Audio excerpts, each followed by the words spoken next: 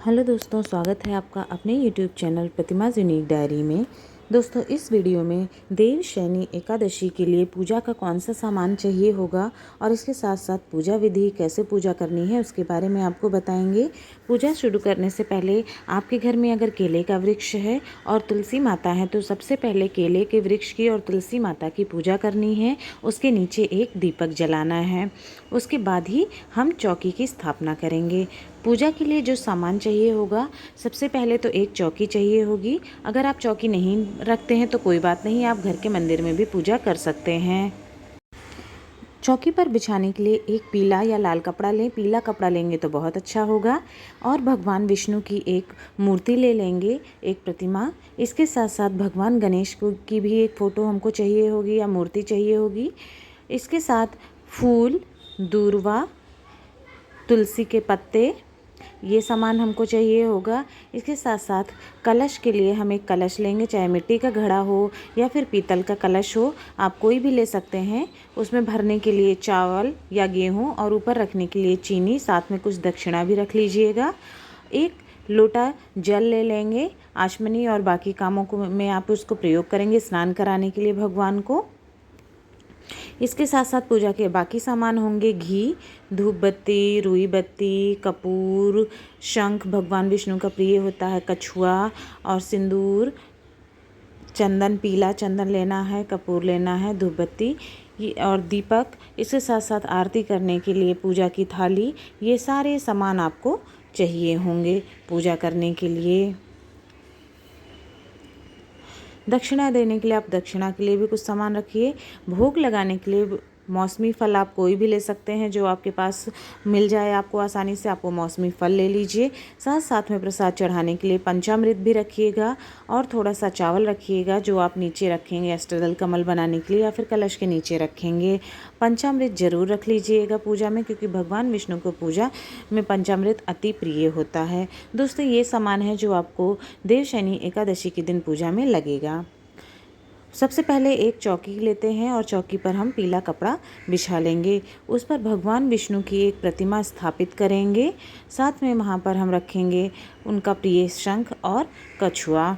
भगवान गणेश की भी एक छोटी प्रतिमा स्थापित करेंगे, क्योंकि किसी भी पूजा की शुरुआत सबसे पहले भगवान गणेश से की जाती है।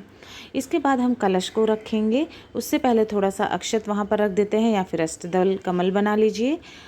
कलश रखने के बाद कलश के अंदर आप गेहूं या चावल रख लीजिए और उसके ऊपर चीनी रख लीजिएगा, साथ में कुछ दक्षिणा अपनी इच्छानुसार। इसके बाद एक दीपक जला के हम रख लेते हैं पूजा करने के लिए। फिर सभी भगवान को स्नान कराएंगे फूल से, या फिर आपके पास अगर चम्मच है या वो उससे फूल से स्नान करवा दीजिए। सभी को फूल अर्पित करेंगे, फूल चढ़ाएंगे। इसके बाद जो दूर्वा हमने ले रखी है वो भगवान गणेश को अर्पित करेंगे। दूर्वा गणेश भगवान को चढ़ाना है। और तुलसी का जो दल है वो भगवान विष्णु को अर्पित करना है, वो भगवान विष्णु को चढ़ा देना है। ज़रूर से ज़रूर पूजा में तुलसी शामिल करिएगा। आप पीला चंदन लेंगे, जो कि सभी देवताओं को, भगवान विष्णु को और उसके साथ प्रतिमा में मौजूद सभी लोगों को पीला चंदन लगाएंगे। कलश पर भी पीला चंदन से स्वास्तिक बना दीजिए और वहाँ पर टीका कर दीजिए। इसके बाद सिंदूर से भगवान गणेश जी को भी सिंदूर लगाना है। इसके बाद धूप और दीप जलाकर भगवान की पूजा करिए। फिर कथा पढ़ना है। एकादशी की जो कथा है वो ज़रूर पढ़नी है।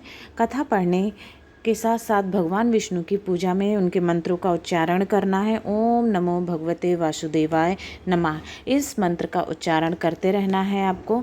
उनको भोग के लिए जो भी आपने प्रसाद रखा है, फल रखे हैं, वो आप अर्पित कर दीजिए। साथ साथ में उनको चरणामृत जरूर अर्पित करिएगा। पंचामृत वो प्रिय होता है, वो अर्पित करिएगा। भगवान विष्णु की पूजा करिए और कथा कहिए। कथा कहने के बाद आपको भगवान विष्णु की आरती करनी है। आरती के लिए आपको दोस्तों कपूर लीजिएगा, कपूर से करिए। और इसके साथ साथ घी की दिया आपको जलाना है, ना कि तेल का। घी के दिए से और कपूर से भगवान विष्णु की आरती उतारिए।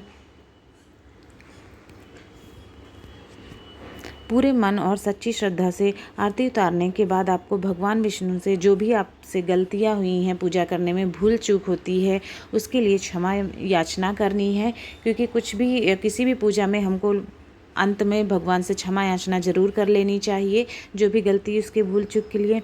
फिर भगवान विष्णु को सुलाने के लिए उनसे प्रार्थना करनी चाहिए कि भगवान विष्णु अब सो जाएं। सोने के लिए दोस्तों भगवान विष्णु को सोने के लिए जब आग्रह करते हैं तो आपको मंत्र का उच्चारण करना चाहिए। वो मंत्र है सुप्ते त्वयि जगन्नाथ जगत सुप्तम भवेदिदम विबुद्धे त्वयि बुद्धेत जगत सर्व चराचरम।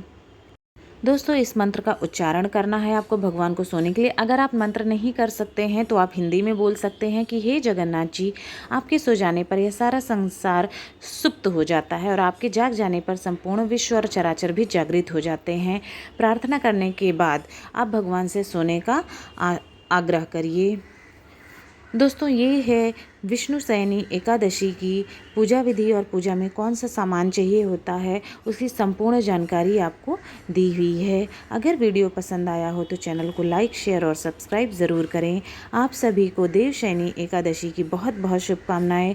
भगवान विष्णु आप पर अपनी कृपा दृष्टि हमेशा बनाए रखें। माता लक्ष्मी की कृपा दृष्टि आप पर सदैव बनी रहे।